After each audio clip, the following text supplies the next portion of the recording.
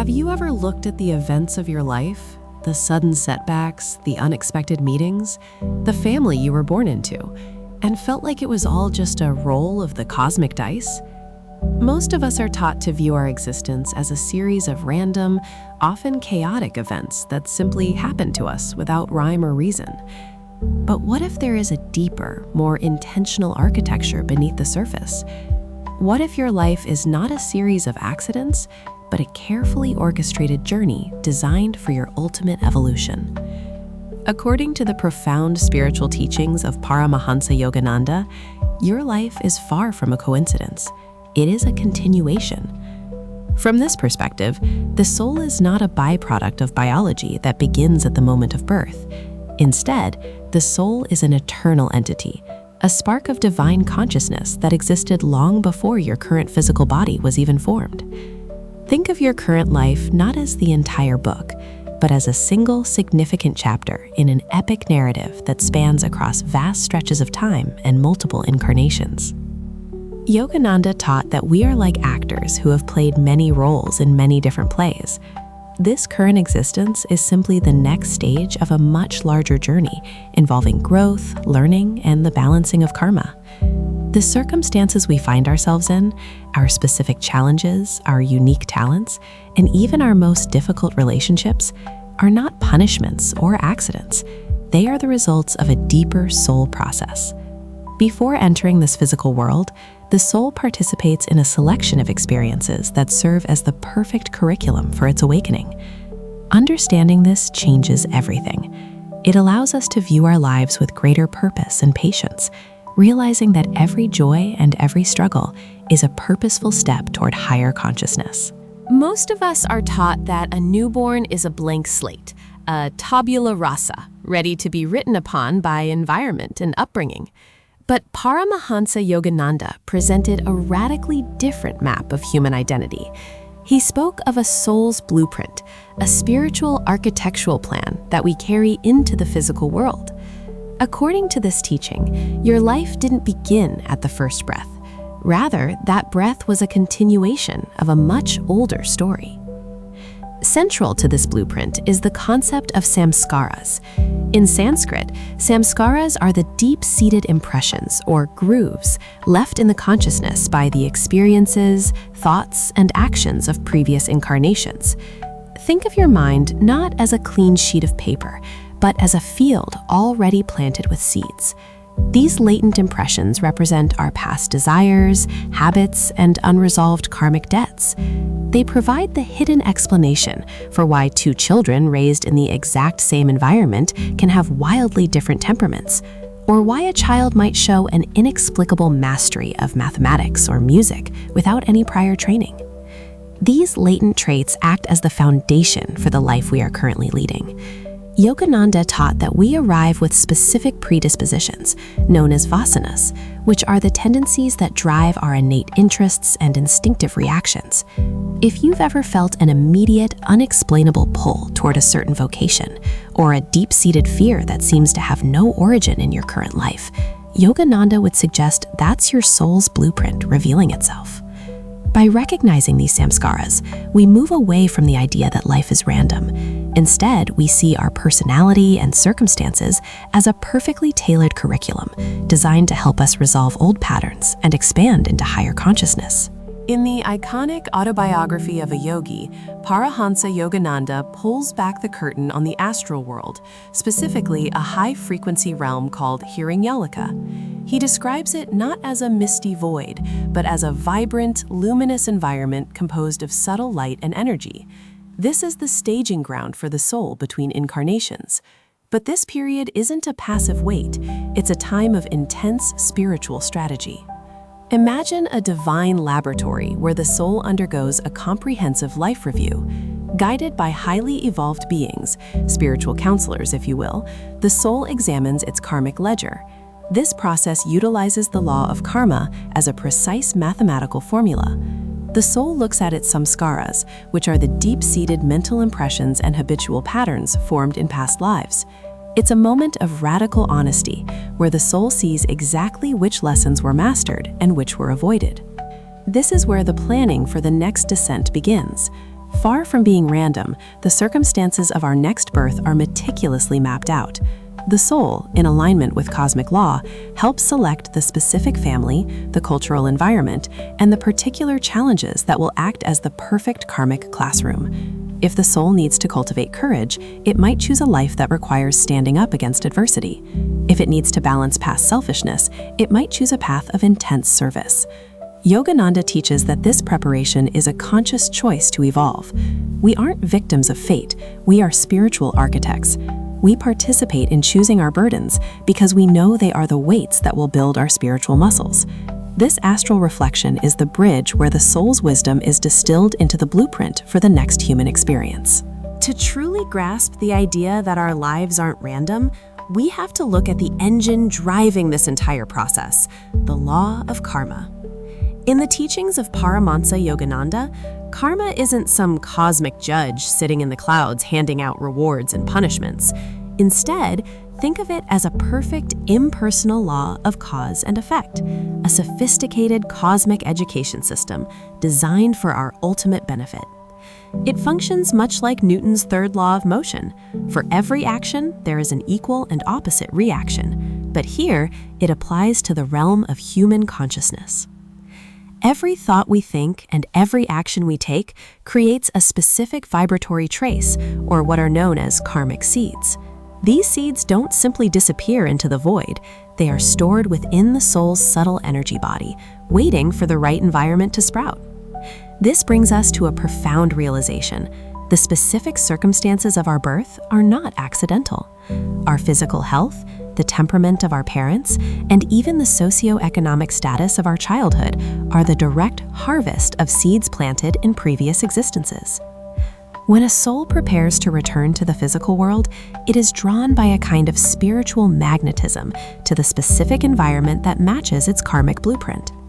If the soul needs to overcome pride, it might choose a life of humble service. If it has a history of neglecting health, it may face physical challenges that force a deeper understanding of the body's sanctity. This isn't about being stuck with a fixed fate. It's about starting a new semester with the exact curriculum required for your graduation into higher consciousness. By viewing our lives through this lens, we move from being victims of luck to being conscious participants in a vast, purposeful journey towards self-realization. To really grasp why our lives unfold the way they do, we have to look at the mechanics of karma. In Yogananda's teachings, karma isn't just one big, vague cloud of cause and effect. It's actually categorized into distinct types to show how the soul evolves. Think of Sanchita karma as your entire cosmic bank account. It's the vast, accumulated sum of every action, thought, and desire from all your past lives combined. If we had to face all of that at once, it would be utterly overwhelming. The weight would be too much for any single human psyche to bear. That's where prarabdha karma comes in. This is the specific portion of that total debt that has ripened or become active. It is the specific subset of cosmic lessons that have been selected for this specific incarnation. Think of it like a university curriculum. You might have 100 credits left to graduate, but you only take 4 or 5 classes a semester. Prarabdha karma is your current semester. It's the set of specific circumstances, your family environment, your physical health, your innate talents, and even your most recurring struggles that the soul has agreed to work through right now. Understanding this distinction is incredibly empowering. It means that the challenges you're facing today aren't random, and they certainly aren't a sign that the universe is against you. Instead, they are the specific lessons that your soul, in its infinite wisdom, determined you were strong enough to handle at your current level of spiritual development. You aren't being crushed by your entire history. You are being invited to resolve a manageable piece of it. Yogananda taught that by meeting these specific karmic debts with courage and right action, we neutralize them, clearing the path for higher consciousness. It's about evolutionary efficiency, not divine punishment. Consider the profound possibility that you didn't just happen to land in your family by chance. According to Paramhansa Yogananda, the soul's entry into a specific household is a highly orchestrated magnetic event.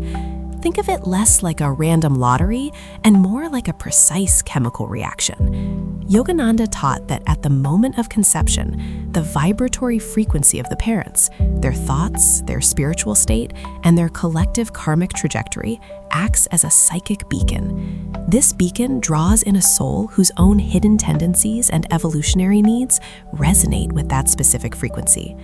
This is where the concept of the family laboratory comes in. It's a powerful metaphor for our existence. If a soul needs to master the lesson of self-reliance, it might be magnetically drawn to a family where external support is scarce, forcing that soul to discover its own inner reservoir of strength.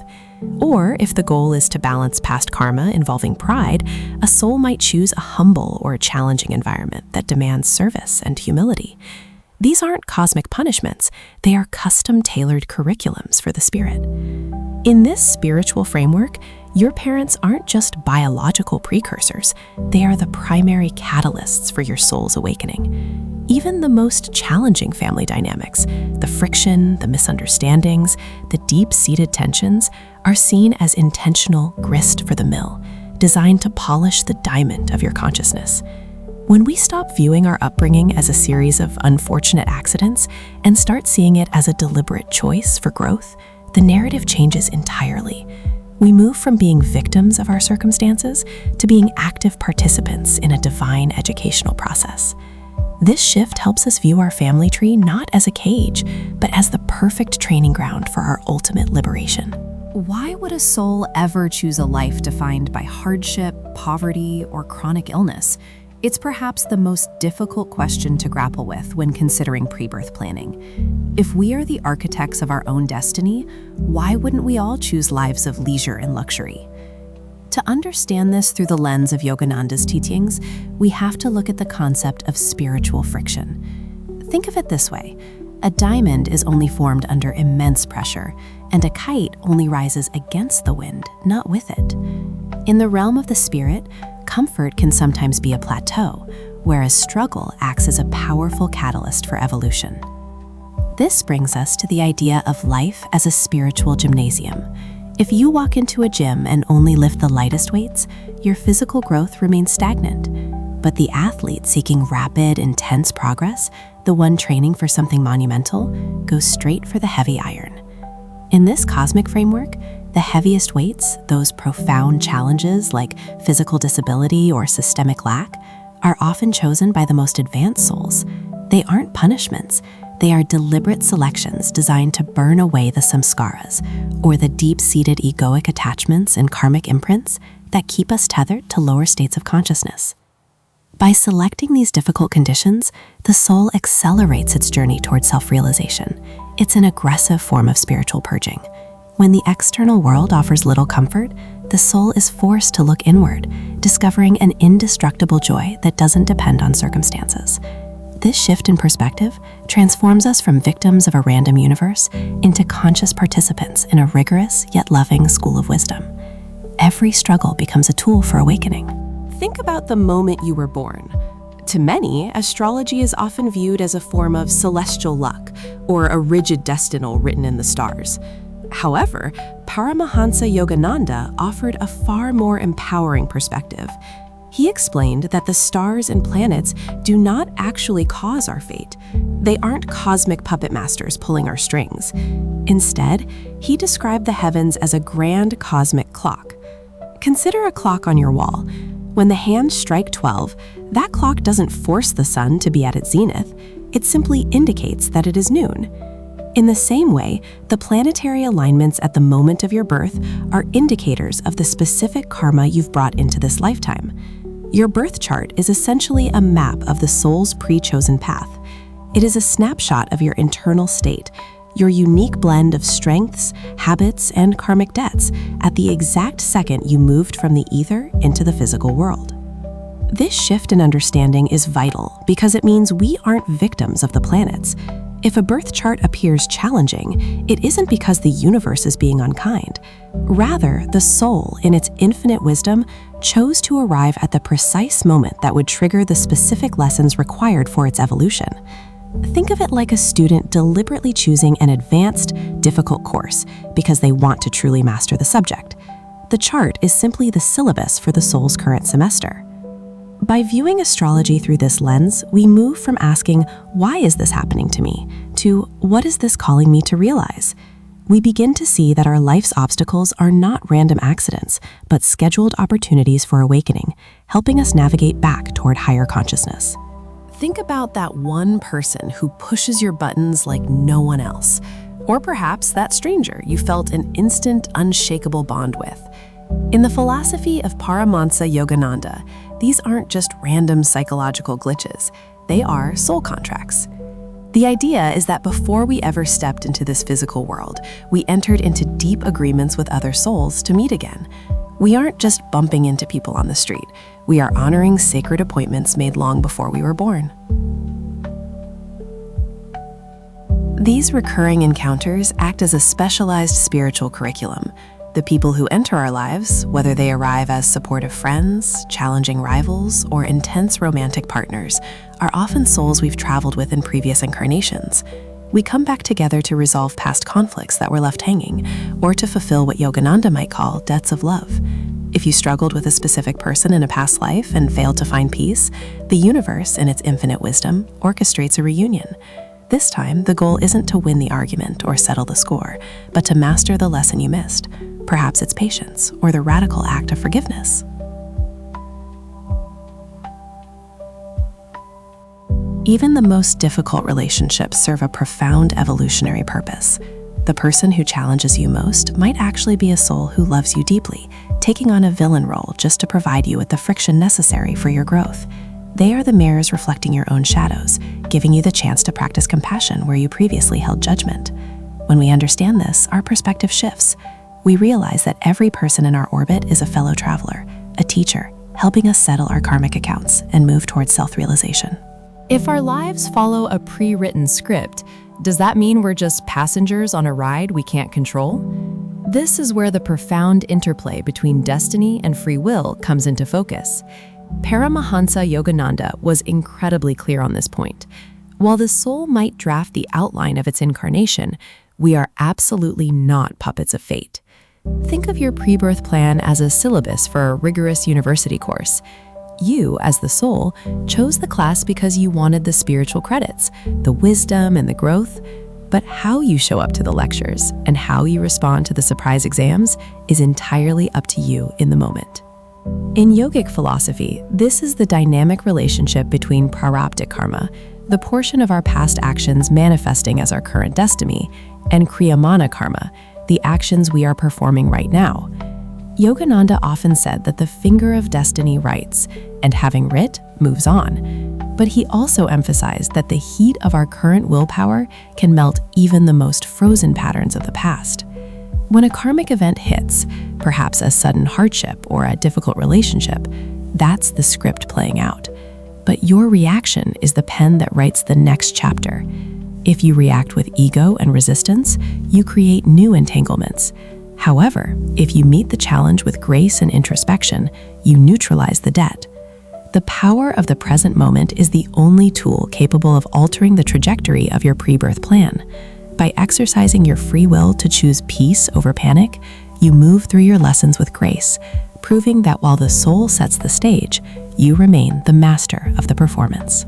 If our lives aren't random, then the people who radically shift our trajectory aren't random either. In the profound spiritual teachings of Paramhansa Yogananda, the meeting between a guru and a disciple is perhaps the most significant preordained event of all. It is often described as a soul call, a deep, silent cry for liberation that echoes across many incarnations until that specific vibration is finally answered by a realized master. This isn't just a student happening to find a teacher. It is a cosmic appointment scheduled long before we took this physical breath. Consider the karma we've discussed, the vast storehouse of past actions known as sanchita karma. Yogananda explained that while we may have chosen a specific curriculum of challenges for this incarnation, navigating them alone is like trying to cross an unfamiliar, dense jungle without a map. The guru acts as the ultimate guide, but their role is far more mystical than simple instruction. They provide the specific energetic tools to cauterize the seeds of karma. To cauterize a karmic seed means to destroy its ability to manifest in the physical world. In this spiritual science, every past action creates a bija, or seed, in the subconscious. Usually, these seeds must sprout into life experiences. However, through the practice of deep meditation and the specific techniques of Kriya Yoga, the seeker generates an internal spiritual heat. The guru helps the disciple direct this energy to essentially roast those karmic seeds in the fire of wisdom. A roasted seed, much like a parched grain, can no longer germinate into suffering. By doing this, you aren't just passively enduring a pre-chosen fate, you are actively accelerating your evolution. The master helps you process lifetimes of energy in a single moment of concentrated stillness, turning the journey toward higher consciousness into a direct, efficient path. We've discussed how the soul chooses its path, but does that mean we're locked into a rigid script? Not according to Yogananda. He introduced Kriya Yoga as the ultimate method for transcending the pre-birth blueprint. Think of your karma like a massive ledger of debt. Normally, you'd have to pay it back cent by cent through life's physical struggles, the broken hearts, the financial losses, the health scares. But Kriya Yoga offers a way to settle the debt spiritually rather than physically. By interiorizing the consciousness, drawing your attention away from the five senses and focusing it within the spine, you begin to direct life energy, or prana, in a very specific way. Yogananda explained that the human spine is actually a spiritual highway containing the astral centers, or chakras. When a practitioner directs energy up and down these cerebrospinal centers, they are essentially creating a spiritual fire. This internal heat doesn't burn the body, it burns the vasanas, those deep-seated karmic tendencies and latent seeds of past actions waiting to sprout in your life. This is the profound beauty of the path. You can fulfill your soul's purpose without necessarily having to live through every painful outward manifestation of your past. If a lesson is meant to teach you humility, you could learn it through a humiliating public failure, or you could achieve that same realization through the deep, ego-dissolving stillness of meditation. By accelerating your internal evolution, you fast forward through the requirements of the blueprint. Yogananda even suggested that 1/2 minute of Kriya is equivalent to a year of natural spiritual growth. You aren't avoiding your growth, you're simply changing the medium of the lesson from the physical world to the realm of pure consciousness. In this way, Kriya Yoga becomes an act of spiritual freedom, allowing the soul to reclaim its original unburdened state while still inhabiting the physical form. If we accept the premise that our lives are not a series of random accidents, then we naturally need a compass to navigate this intentional landscape. In the teachings associated with Paramhansa Yogananda, that compass is Dharma. While often simplified in the West as duty or religion, Dharma is more accurately understood as right action, or the inherent law that upholds our soul's true nature. It is the spiritual blueprint that, when followed, brings our individual lives into harmony with the greater cosmic order. When we stop viewing our challenges as interruptions and start seeing them as a specific curriculum, our relationship with reality fundamentally changes. Most of us spend an enormous amount of energy resisting our circumstances, asking, why is this happening to me? But recognizing the non-random nature of life allows us to pivot. Instead of resistance, we practice cooperation. We begin to ask, what is this situation trying to teach my soul? This shift is profound. Resistance is like trying to swim upstream against the current of your own evolution. It is exhausting and ultimately futile. Cooperation, however, means recognizing that every circumstance is a tailor-made opportunity for the soul to gain wisdom. Dharma involves a delicate balance of using our willpower while remaining receptive to divine law. By choosing the path of right action, doing what is spiritually beneficial rather than just what is pleasant, we begin to dissolve the karmic knots we've carried across lifetimes. When you align your daily choices with this higher law, the path forward becomes remarkably clear. You no longer wander in the dark of confusion. You move with the quiet confidence that every challenge is a necessary step in your sacred journey towards self-realization. think about the immense psychological relief that comes when we stop viewing ourselves as victims of a random, chaotic universe. When we adopt the perspective shared by Yogananda, we begin to see our lives not as a series of accidents, but as a meticulously designed curriculum for the soul. This isn't just a comforting thought, it's a profound shift in emotional intelligence. By viewing every hardship as a form of divine surgery, we fundamentally change our relationship with pain. Just as a surgeon might perform a painful procedure to remove a life-threatening tumor, the soul's pre-birth choices often involve temporary struggles intended for our ultimate spiritual health. This realization helps dissolve the heavy, paralyzing weight of victimhood. We no longer ask, "Why is this happening to me?" but rather, "What is this calling forth from within me?" This shift creates what we might call cosmic agency. It gives us back our power. When we understand that our current challenges, whether they be difficult relationships, physical limitations, or financial setbacks, are precisely the lessons we need to evolve, our patience with the process expands exponentially. It is the difference between feeling like a piece of driftwood and feeling like the captain of a vessel, even if the seas are currently rough. We stop fighting the current and start learning how to swim. We also find a deeper compassion for others. Instead of judging their flaws or reacting to their struggles with frustration, we recognize that they too are navigating a complex, divinely guided journey. This perspective fosters a quiet, unshakable peace, a sense of the eternal self that remains untouched by worldly storms. It allows us to realize that we are exactly where we need to be to wake up to our highest consciousness. Every scar becomes a badge of evolution, and every tear becomes a drop of wisdom in the ocean of self-realization. As we approach the culmination of our exploration into the soul's journey, we must ask, what is the final destination?